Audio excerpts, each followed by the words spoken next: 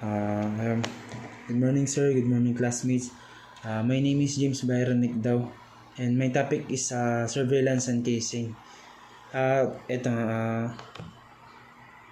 Sa surveillance and casing, sir, sa surveillance and casing, may tatlong perspectives.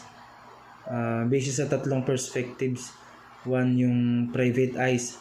For example, yung private eyes, ito yung sa mga nagdi-divorce.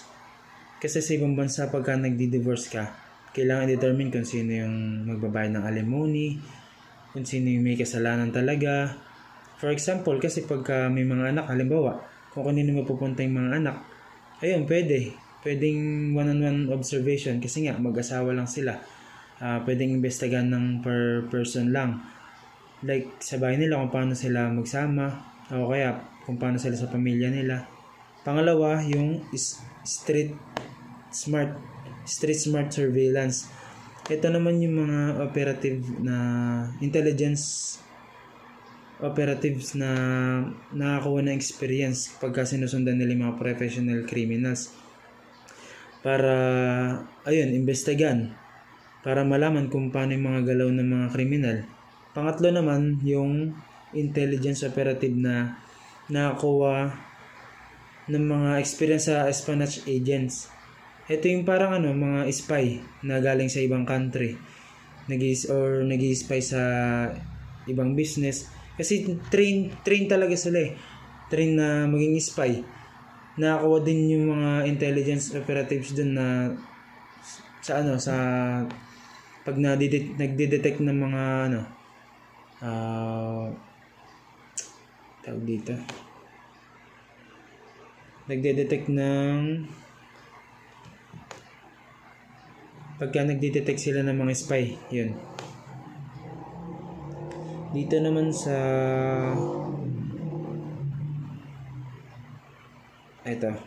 definition of terms. Pagka sinabing dito sa BMID, pag sinabing BMID, ito yung pagka nakukutuban ng subject na sinusundan mo siya, na isa kang surveillant. Pagka sinabi kasi surveillant, ikaw yung nag-iimbestiga, ikaw yung sumusunod sa kanya.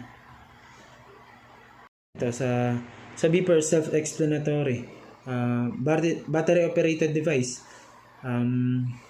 Basta para lang siyang telephone, beeper, yung ginagamit pagka para sa communication, sa tracking, ganun.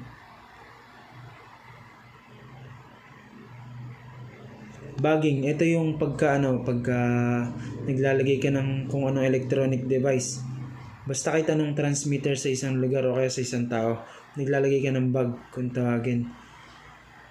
Para makakuha ka ng chismis, ganun, ng usapan, kung sino yung kausap, kung ano sinasabi niya sa lahat, ganun. Tapos dito naman sa bag. Ito sa bagging, yung pagpa-plant ng bag, yung electronic device. So, ito yung bag.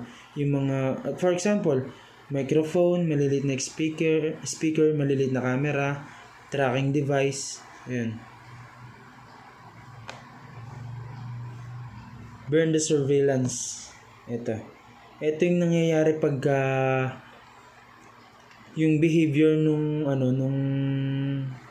sumusunod, yung nag-iimbestiga, yung ginagawa niya, yung naging cause para malaman ng sinusundan niya na sinusundan siya. Ulitin ko po, yung burn the surveillance, ito yung ginawa or ito yung cause na nalaman ng sinusundan siya. Yun. Kaya tinawag na burn the surveillance. Close surveillance. Ito naman yung kapag yung sinusundan ng subject, yung iniimbestigahan, tuloy-tuloy siyang sinusundan. Like, kahit anong mangyari, basta dapat nakadikit siya. Nagte-take place siya sa mga high profile, ganun. Basta kahit na magkaroon ng risk na yun yung kanina sa BMID, yung kahit na di-detect na sinusundan siya, patuloy niya pa rin susundan to, ganun.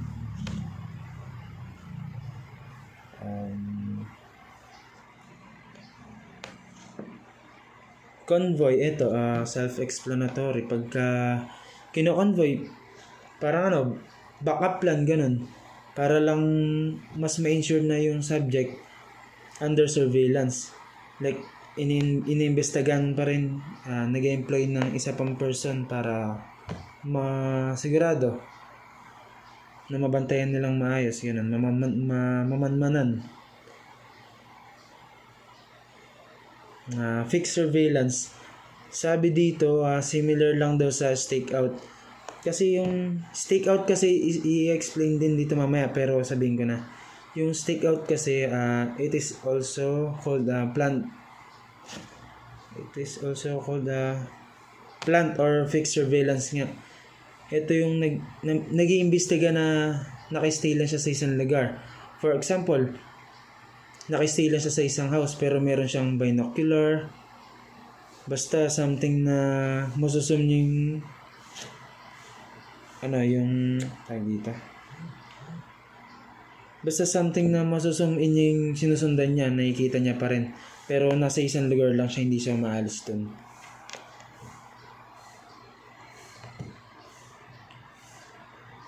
Ito namang loose surveillance. Ito naman yung kabaligtaran ng close.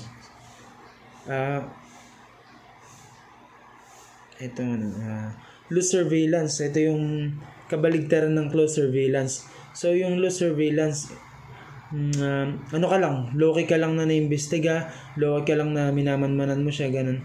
Then pagka nararamdaman mo na yung subject na nararamdaman na ng subject na sinusundan mo siya, pwede mo nang ilus yung subject, ganun.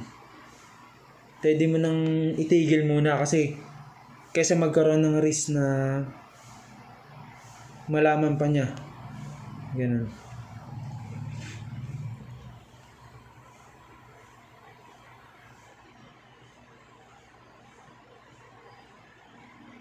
Dito naman sa moving surveillance, at the term itself, yung nag-iimbestiga, gumagalaw siya. Hindi lang siya nasa isang lugar. As in, sinusundan niya talaga yung iniimbestigahan niya. Dito naman sa master plaster, ito naman yung open surveillance, super close surveillance, like kasama mo talaga sa open space. Like para ka lang nagpapanggap na hindi mo siya iniimbestigahan, tapos kasama mo lang siya sa isang space. Like for example, sa coffee shop, pwede mo siyang tatabi ka lang sa kanya sa table. Pero low-key lang, gano'n, nagpapanggap ka na hindi mo siya iniimbestigahan, pero sinusundan mo talaga siya. As in, lock kayo. Almost in a lock step, gano'n. As in, parang magkadikit kayo na magkasama talaga sa isang lugar, gano'n. Then, dito naman po sa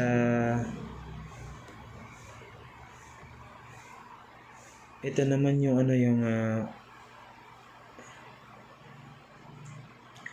ito naman yung open surveillance.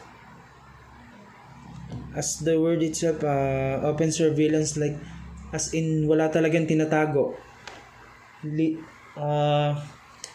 Little tawag dito. Ayun nga, as in wala siya lang tinatago or iniimbestigahan mo talaga siya, ganun. In most cases, alam niya na sinusundan mo siya, ganun. Pag open surveillance kasi, susundan talaga siya ng surveillant yung subject, ganun. Kahit na alam na ng subject pero hindi niya pa rin papakawalan, ganun. Ayun nga, inuulit ko, wala talagang concealment. Hindi niya talaga tinatago na sinusundan niya yung subject. Parang walang camouflage, ganun. Walang camouflage, ganun. Talagang kahit malaman na sinusundan, patuloy niya pa rin susundan, ganun.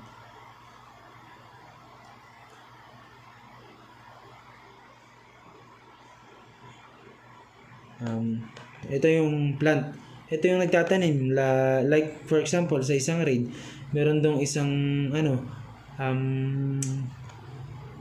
spy na nando doon.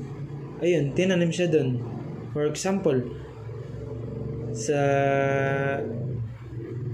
ano ba? Basta plant, ayun,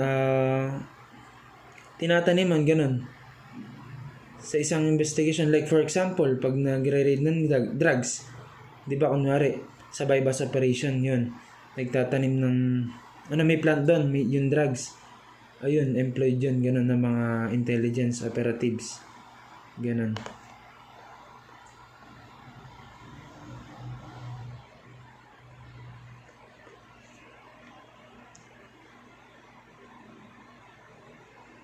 Pen register, ito naman yung device na meron lahat ng number na denial ng isang cellphone ng isang company central office, ganun.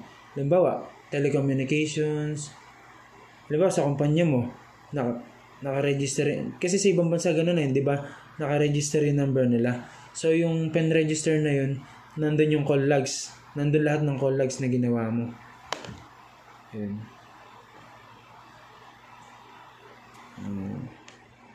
Shadow. Ito naman other term na sa surveillance. So pagka isang tao sinusundan mo, subject doon. Tawag doon shadow. Subject, ito yung sinusundan. Ito sinusundan, ganun.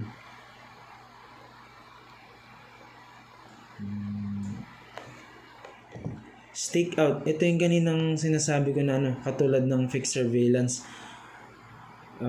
Yung surveillance na hindi gumagalaw yung sumusunod, ganun. Gumagalaw yung subject pero nasa isang lugar lang yung intelligence operatives na sinusundan siya. Na like gumagamit lang siya ng camera or binoculars, ganun. Stake out.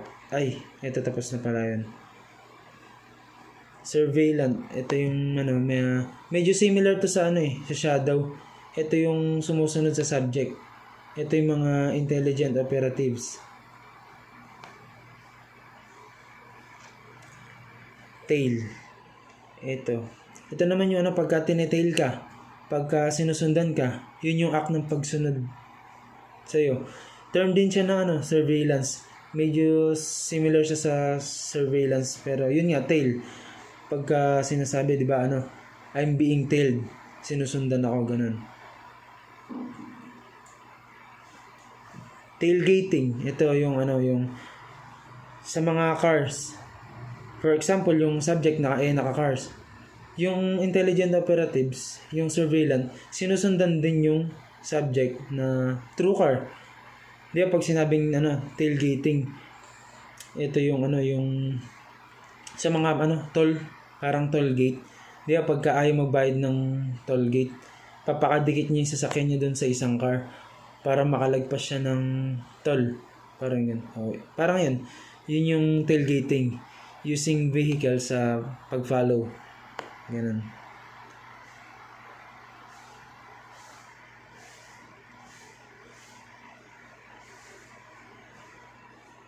Ito. Technical surveillance. Ito naman yung pagsunod or pag-imbestiga sa mga subject na gumagawa ng technical devices.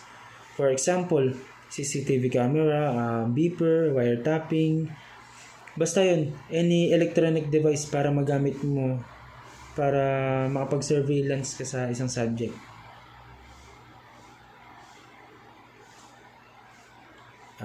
Next. Undercover. So, ito yung mga intelligent operatives or kahit hindi intelligent operatives. Kahit yung mga lokal lang na na binabayaran, ini-employ para mag-undercover, para magpanggap na basta kung sino tao sila na hindi sila na para lang sa operation, para sa mga sa operations ng surveillance, para sila doon, ganun.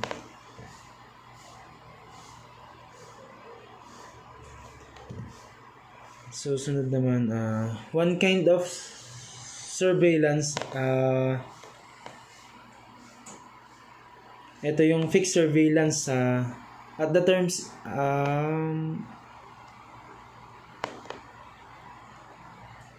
at the terms itself fixed.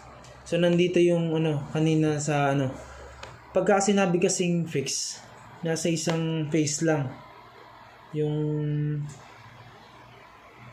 nagmamasid, yung sumusunod. For example, ito nakasulat dito. Pag naglalagay ka ng gwardiya sa mga harap ng bank, sa harap ng mall, di ba nandoon lang sila sa harap ng mall? Pero yung tingin nila, sumusunod pa rin sa mga pumapasok, sa mga lumalabas. Ayan, ganun sila.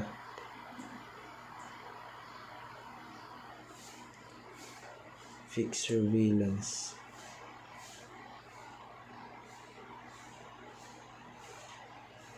Tapos yung isa pa nga dito, sabi dito, may mga subject na gumagalaw. So isang kind of surveillance yung yung moving surveillance. Gumagamit tayo ng mga ng mga vehicle, like for example, automobile, bicycle, helicopter. Basta gayon na mahalaga masundan yung yung subject kahit na naglalakad pa siya. Again, another kind of surveillance, technical surveillance. Any kind of involved na mga tracking device, malilit na mic, malilit na camera, CCTV, infrared beeper, mga tracking devices, yun basta. Yun yung tinatawag na technical surveillance, yun.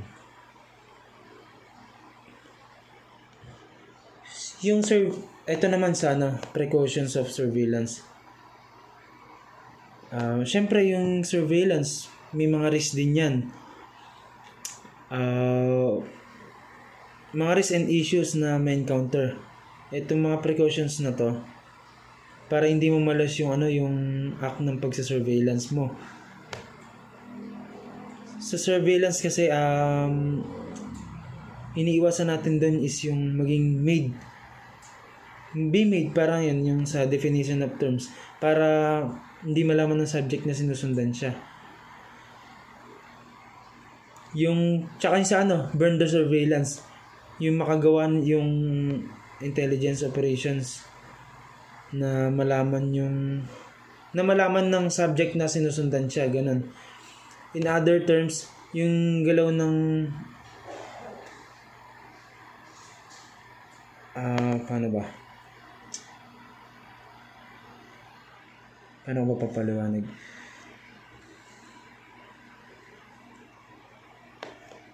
Ito nga, yung maging burn yung makagawa yung intelligence operations ng act na malalaman ng subject na sinusundan siya. Or in other terms, yung galaw ng intelligent operatives yung mag-cause para malaman ng subject, ay sinusundan ako nito, ganun. So first, basic surveillance. So dapat yung intelligent operatives, dapat kahit sinong intelligence na employed, kailangan prepared siya na if ever na malaman na sinusundan siya, ma-defend niya yung sarili niya, ay hindi kita sinusundan, ganun. So may mga gimmicks na ganun na pwedeng magamit. First, refrain eye contact. Dapat hindi ka makipag-eye contact sa sinusundan mo habang sinusundan mo siya. Siyempre, pag malalaman na ba't nga ba tingin ng tingin sa akin to? Maghihinala na yun. Pangalawa naman is, kunyari, may isa pang officer na employed dun around the area na kakilala mo. May sinusundan kang subject dun. Siyempre, huwag kang mag-hide dun sa officer. Kasi syempre, baka isipin na, ay, officer din to. Kanina ko pa nakikita. Baka sinusundan na ako ng mga to. Tapos pagka nahuli na nung subject na sinusundan siya, alam ba, kakonfront ka niya, alam mo yung sasabihin mo. Kasi kailangan mo ma-deny na, ay, hindi na makita sinusundan. Kasi mangyayari doon, magiging burn the surveillance. Parang ikaw yung magiging cause na malaman ng subject na sinusundan mo siya, ganun.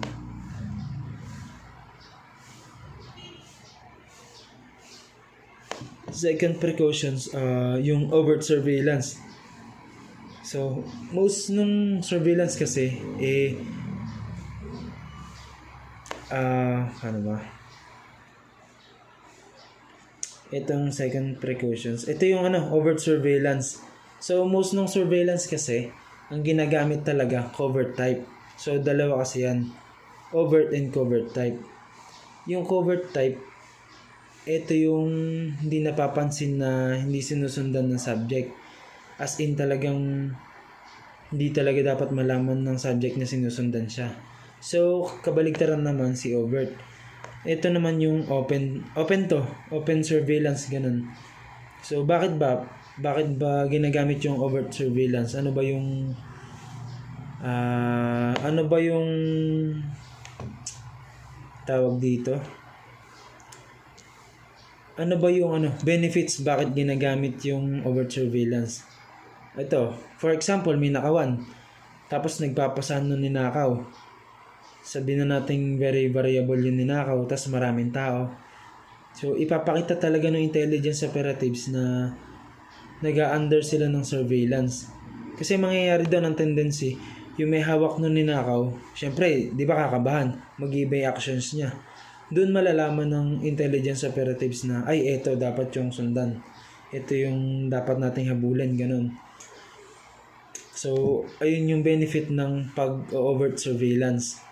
Nasa open, tapos ipapaalam mo talaga sa mga suspect na meron kaming taong sinusundan, ganun.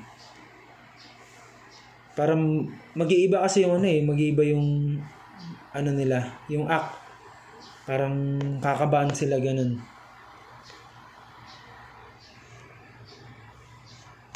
Tapos, itong ginagamit tong overt surveillance sa pagka yung mga kriminal, gumagamit sila ng ibang tao para i-perform yung kriminal. Ayun nga, for example, sa drugs.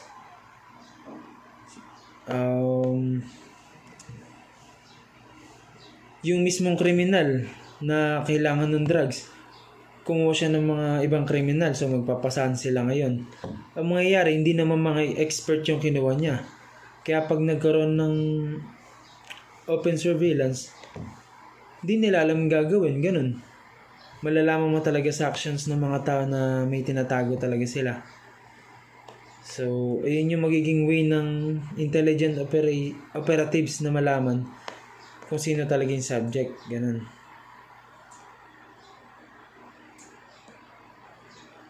Sa intermittent surveillance naman, ito naman pwede siyang overt, pwede siyang covert. Pwede siyang open, pwede siyang close. Usually yung intermittent usually kasi yung mga pagka intermittent surveillance is covert approach. So pag sinabi natin covert approach, close surveillance siya. Hindi talaga ipapaalam ng surveillance na hindi talaga ipapaalam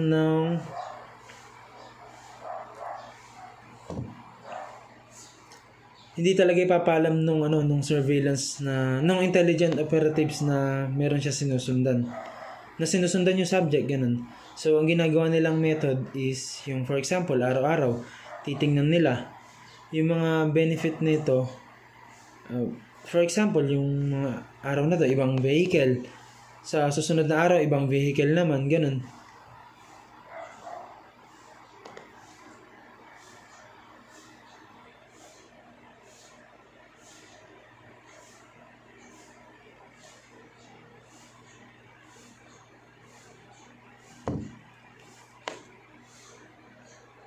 Next, sa technical surveillance naman, yun nga, pagka technical surveillance, gumagamit ng mga technical devices, yung mga wiretapping. Yung wiretapping sa cellphone yun. Nilalagyan nila ng wiretap para malaman nila yung mga calls mo, messages mo, mga cameras. Ang precautions naman dito kasi, pwedeng legal, pwedeng illegal. Sa ibang country, legal to, pero sa iba, illegal. Kasi private property yan na kung sino. Rights yun eh. Na hindi ka pwedeng mag-bypass or basta yun, hindi ka pwedeng kumuha ng private information. So, ang paggamit nito, kailangan ng authority. Kailangan mo ng authority kung hindi approval of the court or yung mga subject na sinusundan mga high profile, ganun. Paggamit mo talaga ng technology para mangsunod, ganun, para makakuha ng magandang resulta, ganun, dun sa surveillance. Kung hindi naman, like for example, sinusundan mo lang naman diba, kabit, ganun, may nagreklamo, pa gusto magpa-wiretap, hindi yun, mali yun, bawal yun, illegal yun, violation of the law, ganun. So basically yung technical surveillance kailangan ng approval, ganun, para mag-imbestiga sa isang subject. Lastly, undercover surveillance. As the word itself, gumagamit sila ng mga intelligent operatives, ng mga officer na magte-take undercover. So, di ba marami naman tayong napapanood dito na nag-undercover sila. Di ba minsan nagpapanggap sila ng mga lokal or minsan empleyado sa isang company or for example sa casino, nandun yung mga drug dealer. Magpapanggap sila ng isang mayaman na bibili lang din ng drugs. Pero sabi naman dito, hindi siya feasible. Lalo na pagka hindi siya feasible kasi first of all, magastos. Kasi mag-undercover ka, magbabayad ka ng pupunta ka sa mayamang party, kailangan mo ng so on and so forth, ganun. So minsan kung saglitan lang na undercover, pwede na. Siguro ginagamit nga to sa mga high profile criminals na magpapanggap para makapasok doon sa lugar ng isang subject. Minsan kasi ganun wala silang entrance na Tulad kanina, sabi ko nga, party na mayayaman, ganun, may black business, yun yung sinusundan. So, may isang tao na magpapanggap din siyang isang mayaman. Yun lang po. Thank you. Thank you so much.